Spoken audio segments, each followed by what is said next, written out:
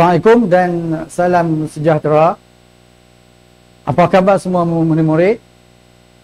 Adakah anda sudah bersedia untuk pengajaran hari ini? Okey, baik, kita teruskan kepada pengajaran hari ini, iaitu matematik tahun 5 membahagi perpuluhan. Okey, tajuk 2.0 pecahan, perpuluhan dan peratus. Standard kandungan 2.2 perpuluhan. Standard pembelajaran 2.2.4 membahagi perpuluhan dengan nombor hingga 2 digit, 100, 1000 dan hasil bahaginya hingga 3 tempat perpuluhan. Baik, kita terus kepada objektif pembelajaran. Pada akhir pengajaran dan pembelajaran, murid boleh menyelesaikan sekurang-kurangnya 3 soalan membahagi perpuluhan dengan nombor hingga 2 digit, 100, 1000 dan hasil bahaginya hingga 3 tempat perpuluhan.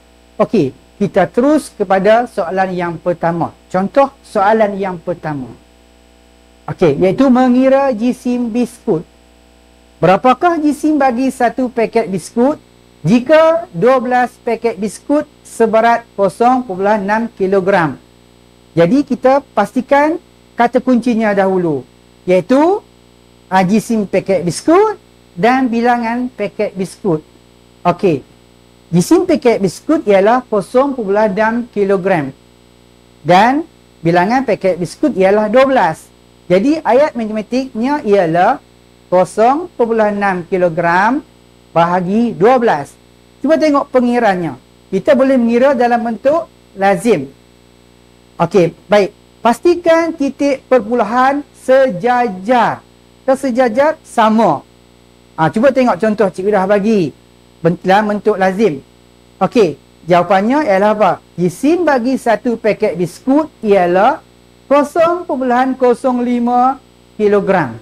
Okey, baik, kita terus ke contoh soalan yang kedua, iaitu mengira isi padu sepotong biskut. Kirakan jumlah isi padu jisim sepotong biskut di dalam bekas itu sekiranya jisim bekas itu 1.5 kg dan memiliki 100 keping biskut. Okey, yang penting tentukan jisim bekas biskut tersebut dan berapa keping biskut yang terdapat di dalamnya. Baik, kata kuncinya ialah apa? Jisim sepotong biskut.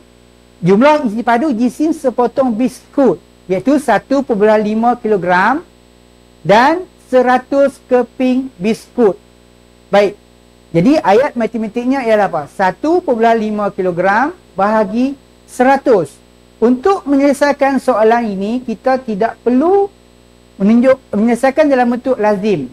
Sebab apa? Sebab bila dibahagi dengan gandaan 10, kita hanya perlu gerakkan titik. Gerakkan titik perpuluhan sahaja. Okey, contoh apa yang gandaan 10 kali ini ialah apa soalan ini? 100.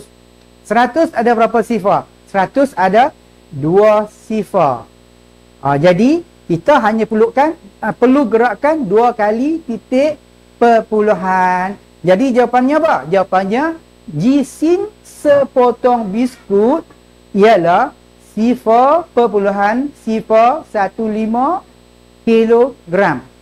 Okey, kita tengok contoh soalan yang ketiga pula. Mengira panjang renda.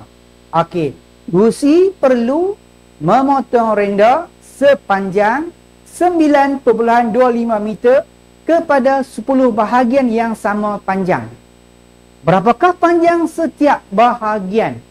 Okey, kata kuncinya ialah apa? Panjang renda dan 10 bahagian. Okey, baik.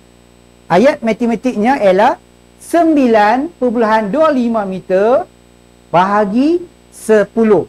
Seperti contoh soalan yang kedua tadi, kita tidak perlu menyelesaikan dalam bentuk lazim. Kita hanya perlu gerakkan titik perpuluhan sebab kita membahagi dengan gandaan 10. Okey, gandaan 10 kali ini ialah 10. 10 ada berapa sifar? 10 ada 1 sifar. Jadi kita hanya bergerakkan titik perpuluhan 1 kali. Jadi jawapannya apa? Panjang setiap bahagian renda ialah 0.925 meter. Okey, baik. Kita terus gerak ke contoh soalan yang keempat. Iaitu mengira panjang kain. Aina ingin membuat 1000 helai kain kecil yang sama panjang.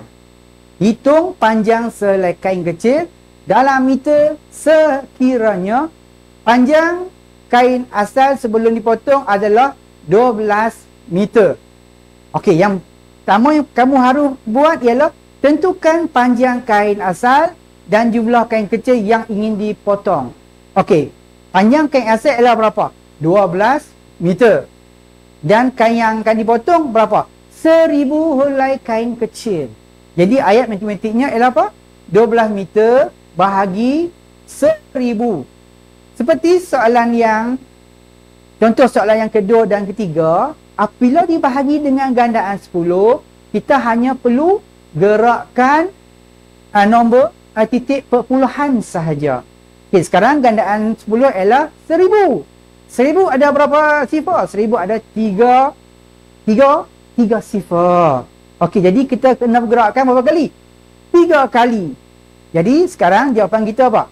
Panjang sehelai kain kecil ialah 0.012 meter. Okey, baik. Apa yang kamu pelajari hari ini, kamu boleh aplikasi dalam kehidupan seharian kamu.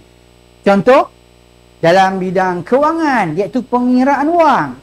Dalam bidang pengukuran, iaitu mengukur jarak peta.